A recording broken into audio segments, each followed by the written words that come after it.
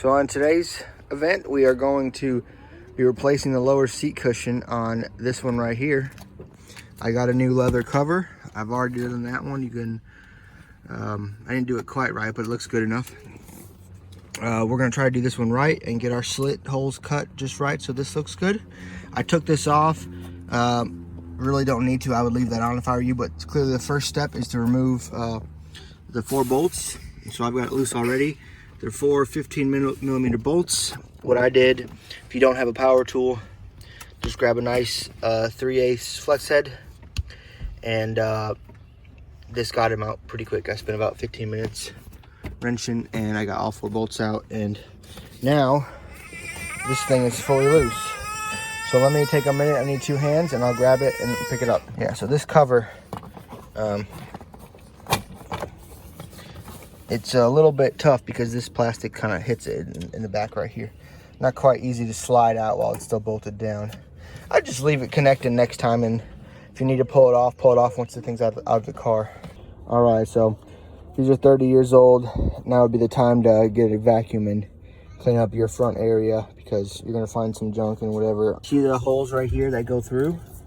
If you're in the rust belt, hopefully these are still good for you. I'm going to now figure out how to pull this bracket off the frame. So here we are. So it looks like you got to bring the slide all the way forward to get access to that bolt right there. So maybe in theory I did too much work. However, I can't quite. Yep, there's the other one right there. So to get the seat off the bracket, we're gonna have to play with this and get her forward. There's only one connection under the seat on the passenger side. And I can take the cover off right now. The reason why I have to take it off this is because, see this right here?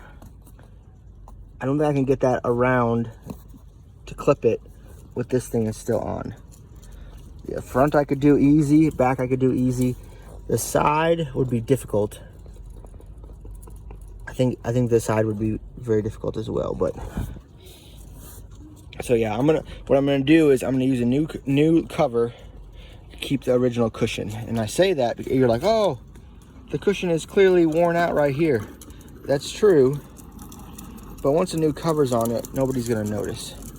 Plus, if you compare the comfort of this seat cushion compared to the new one on the driver's side, they're pretty much the same, so very little wear in it. All right, so it looks like it would have been really difficult for me to slide this forward while I was still in the seat. As you see here, to move it, no problem. This cable to the left side is broke. So to do this, I have to do it manually, which is fine when the seat's out. Kind of difficult when the seat's in, so I'm gonna have to, I probably could buy this at the dealership, but I need this done today. So we're probably just gonna use a zip tie and zip tie it back down over to here, this corner right here. And that should pull it when this lever is pulled that way. That's what we're gonna have to do. All right, so the screw, these are just Phillips, you know, pretty self-explanatory.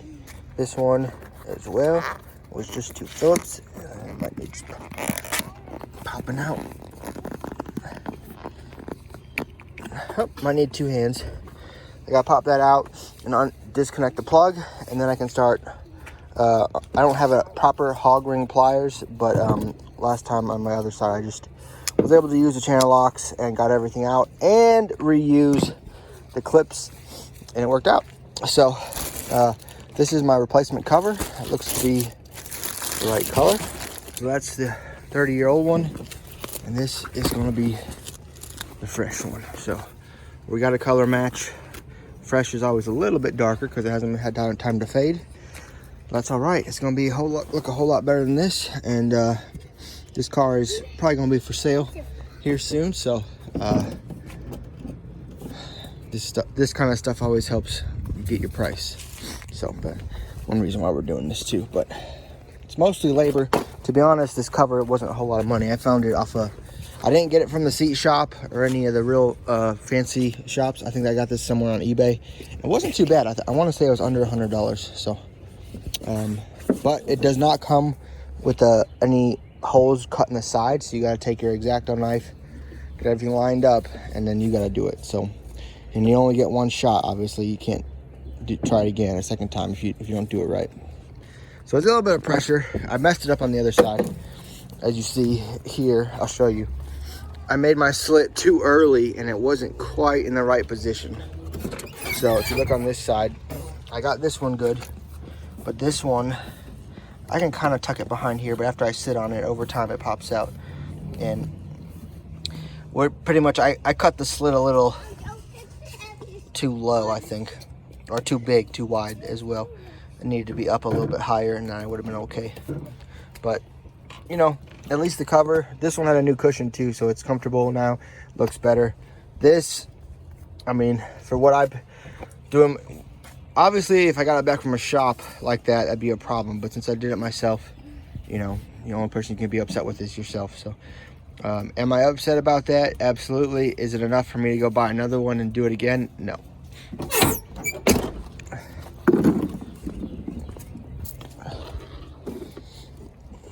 All right, so once this is out, then I can pull off all the rings in the back, and I think it's 3 sides, and one side's just a flap. Yeah, this side is just a plastic flap, and then the other 3 sides are the sides that the back right here has a little flap thing. This one side has a flap thing, and the other 2 get hog ringed on. All right. So the easiest way I found to get the clips out, take you a good size flathead, get in there, twist it so it's a bigger size, and then you can probably just pull it out with your finger. And to put it back on, we're gonna push it through the cover, push it through a hole in the cover, and then I'm gonna use this to clamp it. However, I am struggling right now with this pin. It looks like there are 1 on each side, and then 1, so there's 4 that somehow all have to be pressed at the same time for it to come up. And these are 2 air hoses. I guess this is a lower lumbar support button. And but let's see, I don't want to risk pulling those off. I suppose I could try to get the hoses out because the main connector's right here for the power. But to do it right, it looks like I'm more likely to get the hose off unless I can get all 4 clips, which is proving to be difficult. So difficult that I just cut the cover, just cut it so I could lift it up over this, and it's still giving me a challenge. So we'll see if I can get this. I'm gonna do it off camera, but eventually it will be. I'll find a workaround for it. Turns out the quickest way for me was to not bother with all those little buttons. Just undo the clip and the 2 vacuum hoses. One was there, one was on that side. And so when I put this back in, I'll make my hole, and I'll just slide everything back through, and then it'll be perfect. So put that off to the side. Let's see if we can't finish getting this cover off. So we have good news here.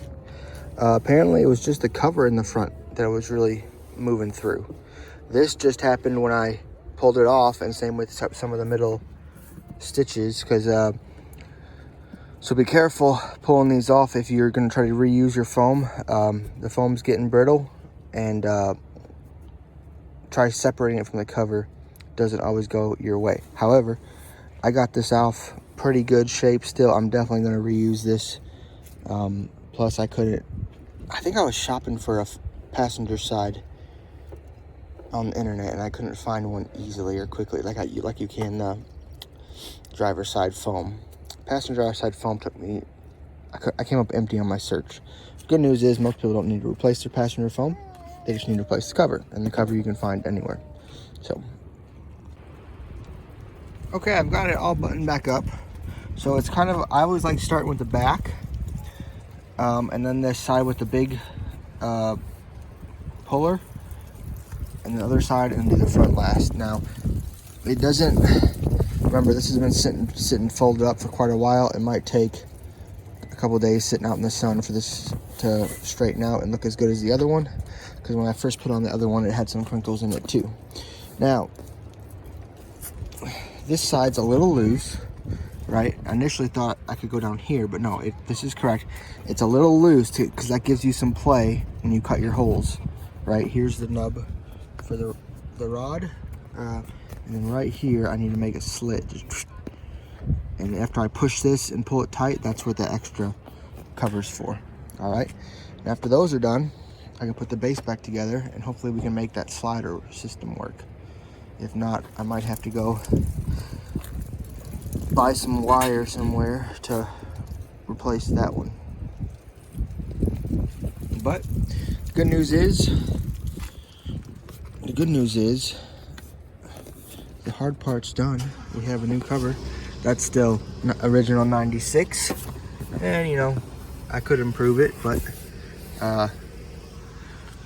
yeah, really I should probably do the top layer too. But the good news is the bottom does not have to come off to do the top section. So if I do this again in the future, I can just pull the chair out with the base attached and just only work on the top part. So we'll see, we'll keep going. All right, so that was super easy. I just did a little slit and pushed that down as far over as best I could, and that one's the easiest one by far. This one I just did I felt where the middle is, and I just did a slit from one single slit right in the middle from hole to hole. And I believe actually the screws might be slightly in the fabric, but that's gonna help hold it. And I still got a little play here. I think over time, as the leather dries out, it'll tighten up. So I hooked up all these hoses. You're right. So this is to the floor, and now I just gotta put back on my base, and then this can go back in the car. All right, so looks like we got her done. So what I did for this broken thing is the side that was sheared off, I just put a bend in it and hooked it to this side. The side with the loop that was still good, I just made an additional loop out of 2 zip ties, and hopefully that's enough strength to use it for a while. If not, I guess I'll have to go to the junkyard or buy some new wire and redo it. But this is on there tight, so that's not coming off. I've already tested it once, and it does pull both sides, and I don't want to show it for camera because of the springs. You know, they pull stuff down if you once the springs are hooked up. So, but this spring pulls this back, this spring pulls this whole base down, and then this little spring pulls this side down. Funny thing is, this spring is stronger, so it like pulls them back different distances. But that is the seat. Everything is together, everything's hooked up. That's what it's gonna look like. We got it all done. Let's put it back in the car. Hopefully a couple hot days, and this leather will form into shape, and we'll be good from there.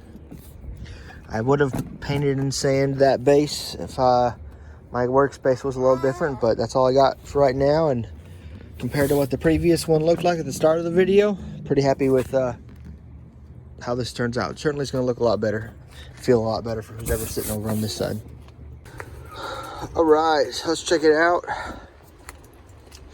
We have got brand new lower bottom seat. It's a little wrinkly, like I said. A couple heat cycles in the summer sun, and you know, it only took about a week for that one to go look just as smooth as that, and I figure a week or two probably smooth this one out. Look nice, much better. It's still comfy, and it's bolted down, and I guess the front 2 seats are done for the time being.